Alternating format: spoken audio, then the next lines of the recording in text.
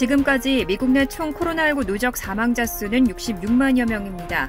미국 인구가 약 3억 3천만 명인 걸 감안하면 미국인 500명 가운데 1명은 코로나19로 사망한 셈입니다. 바이든 정부가 외국인 입국자에게 코로나19 백신 접종 증명과 접촉 추적을 요구하는 방안을 검토하고 있습니다. 뉴욕시가 지난 13일부터 실내 영업장에서 백신 접종 확인 의무화 조치를 시행하고 있습니다. 다만 단속 첫날에는 경고장만 발급했습니다. 뉴욕시 교통 혼잡료 프로그램에 대한 주민 대상 공청회가 23일부터 시작됩니다. 민주당이 텍사스주 등 공화당이 장악한 지역의 투표권 제한 움직임에 대응을 본격화하고 있습니다. 이상은 이 시각 주요 뉴스입니다.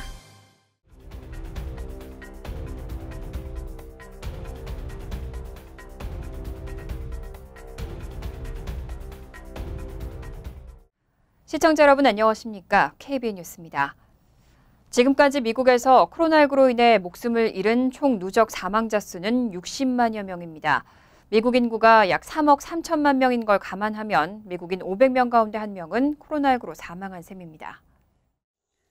어제 CNN 방송은 존스홉킨스 대학 자료를 인용해 14일 밤 기준 미국에서는 66만 3,913명이 코로나19로 사망했다고 보도했습니다.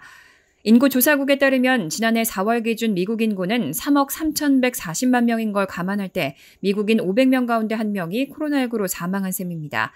미국에서는 14일 기준 일주일 동안 매일 평균 15만 2,300명의 코로나19 신규 확진자가 발생했습니다. 올해 최저치였던 6월 22일 11,303명보다 13배 이상 많은 겁니다. 또 하루 평균 사망자는 1,805명으로 나타나 지난달 5일 기록했던 연중 최저 평균인 218명보다 급증했습니다.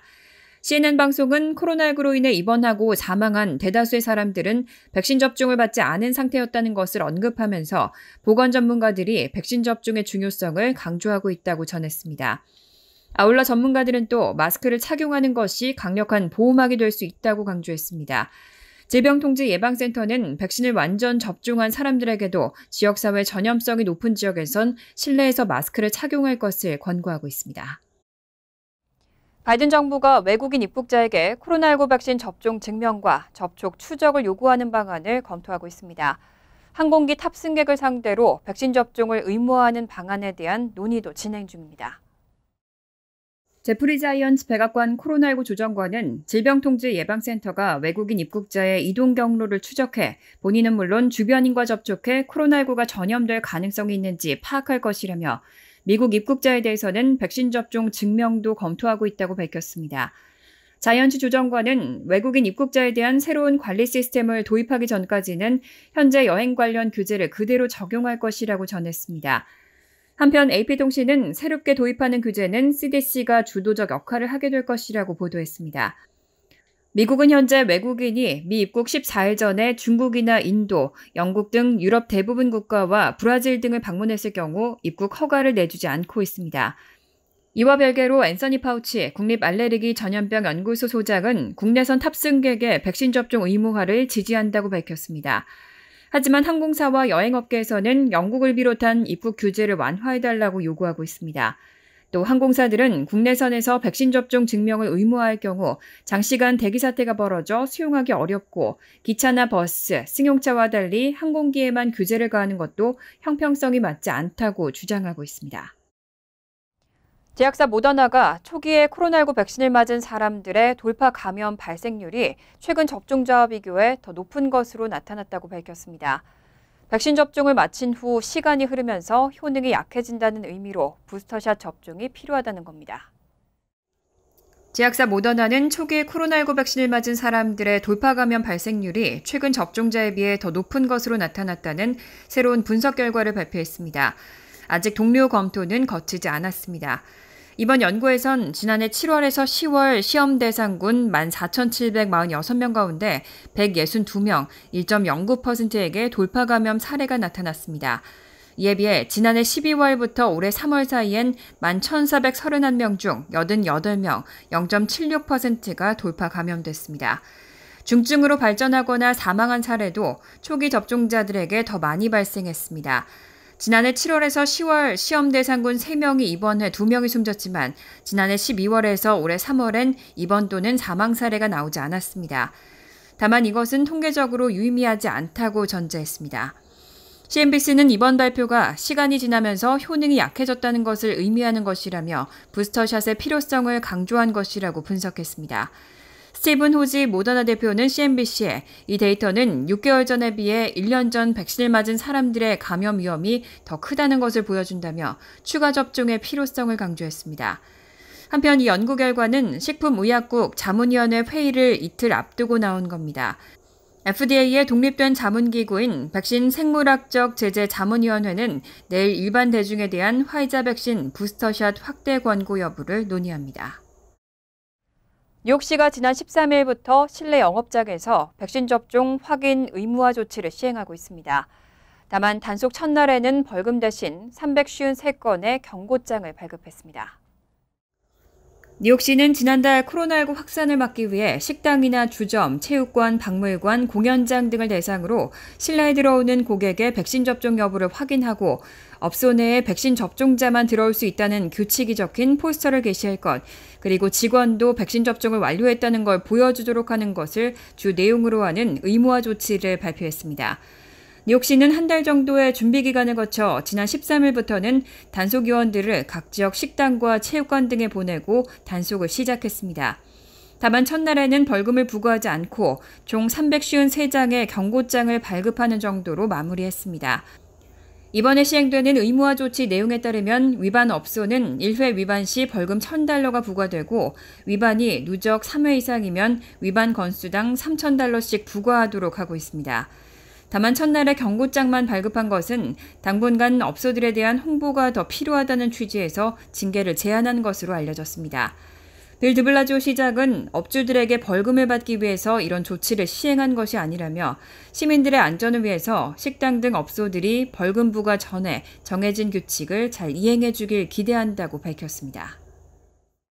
최대 음식 배달업체 도어대시가 식당에 고객 정보를 제공하도록 한 뉴욕시의 법안에 대해 소비자 사생활 침해라며 소송을 제기했습니다. 뉴욕시의 해당 법안이 식당에서 고객의 데이터로 무엇을 할 수 있는지 제한하지 않았다고 지적했습니다. 어제 월스트리트저널은 음식 배달업체들이 식당과 더 많은 고객의 정보를 공유하도록 한 조치에 대해 도어대시가 뉴욕시를 상대로 뉴욕 연방법원에 소송을 제기했다고 보도했습니다. 뉴욕시는 올여름 음식 배달업계를 겨냥한 법안을 여러 개 통과시켰는데 이 가운데는 음식 배달업체가 고객 이름과 전화번호, 이메일 주소와 집 주소 같은 정보를 식당에 제공하도록 했습니다. 일부 식당들 역시 특히 코로나19 사태를 거치면서 더 많은 고객 데이터에 접근하게 해달라고 요구해왔습니다. 팬데믹으로 고객들이 음식 배달로 옮겨간 뒤 식당들은 이들 음식 배달 애플리케이션에 대한 의존도를 낮추려 했기 때문입니다. 도어대시는 소장에서 뉴욕시의 조치가 소비자 프라이버시에 대한 충격적인 침해라고 주장했습니다. 그러면서 이 법이 식당이 이 데이터로 무엇을 할 수 있는지를 제한하지 않았고 고객 데이터를 저장 보호하기 위한 의무사항을 규정하지도 않았다고 비판했습니다. 또 이 법으로 식당들이 자사의 영업비밀을 이용해 자사와 경쟁하게 될 것이라고 주장했습니다. 이 법은 올해 12월부터 시행되는데 도어대시는 시행을 막아달라고 요구했습니다. 앞서 지난 10일에는 업계 경쟁사인 그럽헙, 우버와 함께 음식 배달 앱이 식당에 물릴 수 있는 수수료의 상한을 정한 뉴욕시의 법에 대해서도 소송을 제기한 바 있습니다. 뉴욕시 교통혼잡료 프로그램에 대한 주민 대상 공청회가 23일부터 시작됩니다.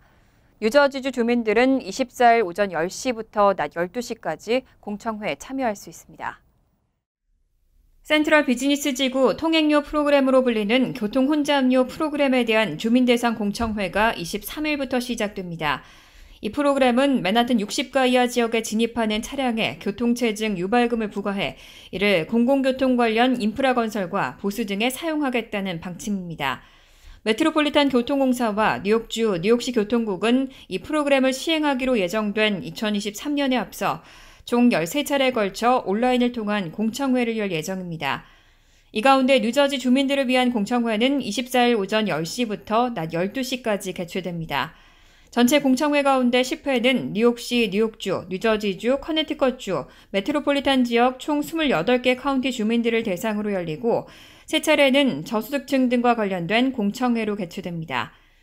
뉴저지 주민들을 위한 공청회에 참석하려면 웹사이트 또는 전화 646-252-6777로 사전 등록을 해야 합니다.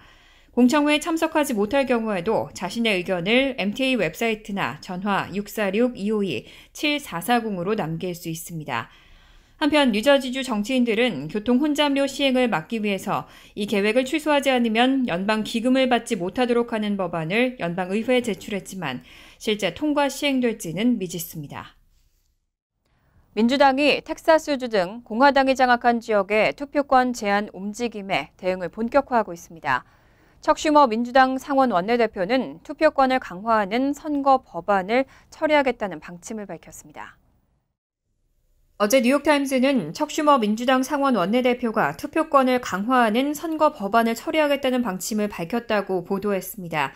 투표의 자유법이라는 이름이 붙은 이 법안은 현재 미국 50개 주가 자체적으로 결정하는 투표 절차를 연방정부 차원에서 표준화하는 내용을 담고 있습니다. 이 가운데 가장 눈에 띄는 내용은 유권자의 신분 확인 절차입니다.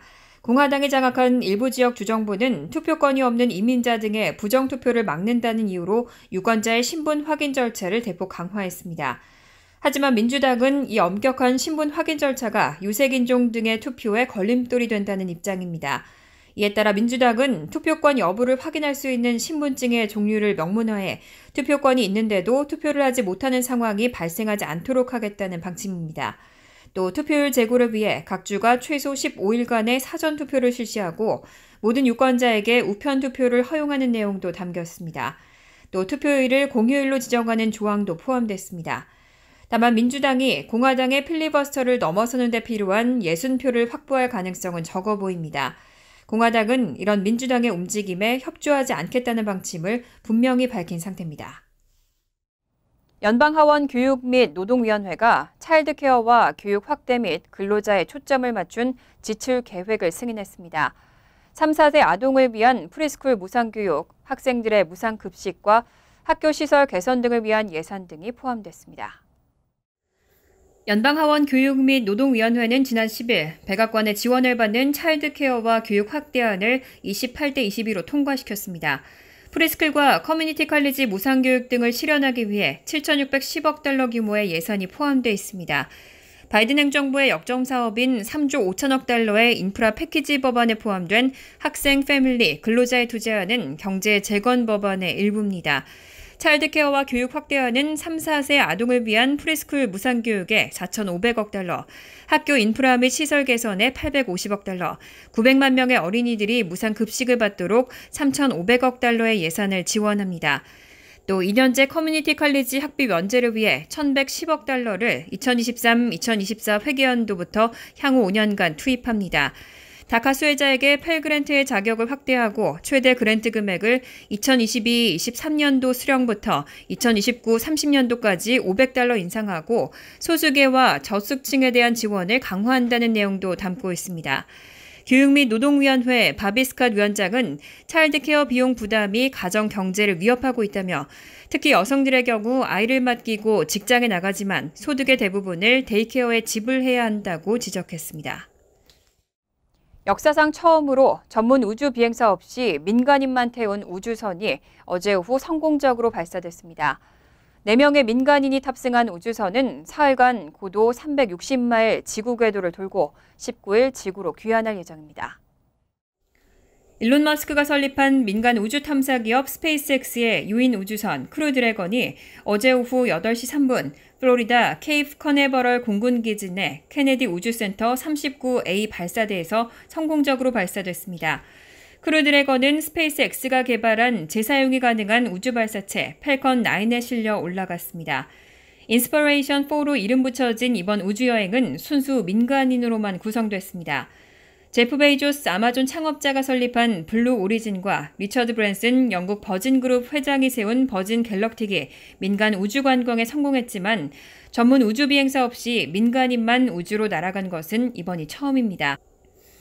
전자상거래업체 시프트4페이먼 창업주 겸 최고 경영자인 억만장자 제러드 아이잭먼과 골수암 환자였던 세인트 주드 아동연구병원 전문 간호사 헤일리 아르세노 등을 포함해 남성 2명, 여성 2명입니다.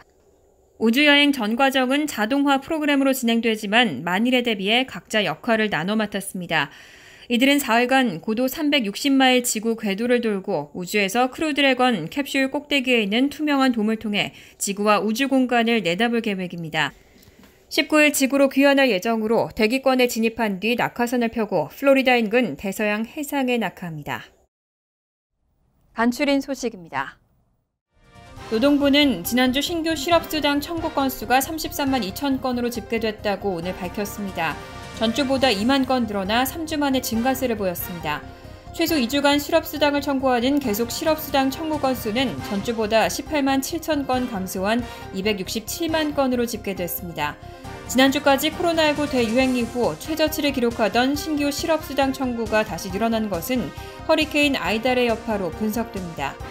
캐시 호컬 뉴욕 주지사는 어제 백신 접종 허용 연령에 해당하지 않은 12세 이하 어린이를 보호하기 위한 것이라며 모든 차일드 케어와 데이케어 센터로 마스크 착용 의무화 규정을 확대했습니다. 발표에 따르면 주 정신건강국, 장애인 지원국, 알코올 마약 중독 서비스국 등이 시행하는 집단 프로그램에서도 백신 접종 여부와 상관없이 반드시 마스크를 착용해야 합니다. 아울러 이날 호컬 주지사는 새로운 백신 접종 동력 캠페인을 발표하고 백신 접종 시 거버너스 볼 뮤직 페스티벌 티켓을 받을 수 있다고 밝혔습니다. 뉴욕 포스트 보도에 따르면 지난해 3월부터 올해 6월까지 뉴욕 시형 아파트 거주민 중 2,249명이 코로나19로 사망해 같은 기간 뉴욕시 전체 코로나19 사망자 3만 3,347명의 7%를 차지했습니다. 시형 아파트 거주민이 전체 뉴욕시 인구의 4%인 점을 감안하면 사망률이 2배 가까이 높은 겁니다. 이에 대해 시형 아파트 대변인은 시형 아파트 거주민이 전체 인구의 4%지만 이는 허가받지 않은 입주민은 포함하지 않은 것이라며 첫날부터 뉴욕 시형 아파트는 건물과 지역 주민의 안전을 보장하기 위해 보건국의 지침에 따라 중요한 조치를 취했다고 반박했습니다. 뉴저지 주정부 발표에 따르면 전기차 구입 또는 리스 시 최대 $5,000를 보조해주는 프로그램이 할당된 예산 소진을 이유로 어제부로 종료됐습니다. 이번 프로그램은 지난 7월 6일 재개됐지만 큰 인기를 누리면서 불과 10주 만에 중단된 겁니다. 전기차 구입 보조 프로그램은 주정부 새 회계연도가 시작하는 내년 7월께 재개될 예정입니다. 뉴저지 주정부에 따르면 지난 2년간 전기차 9천만 대를 대상으로 약 3천만 달러의 보조금이 지급됐습니다. 환율과 증권 소식입니다.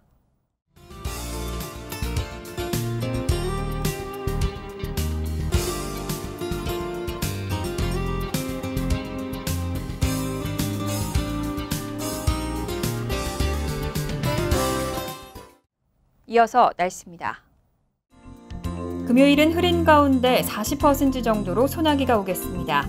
낮 최고 기온은 76도, 섭씨 24도, 밤 최저 기온은 69도, 섭씨 21도로 예상됩니다. 토요일은 화창하겠습니다. 일요일도 화창하겠습니다. 이상으로 KBN 뉴스를 마칩니다.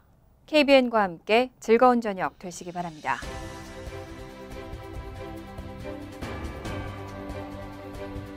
미 동부 최대 한인방송 KBN이 제작하는 KBN 뉴스는 웹사이트 mykbn.com 그리고 유튜브와 페이스북에서 다시 보실 수 있습니다.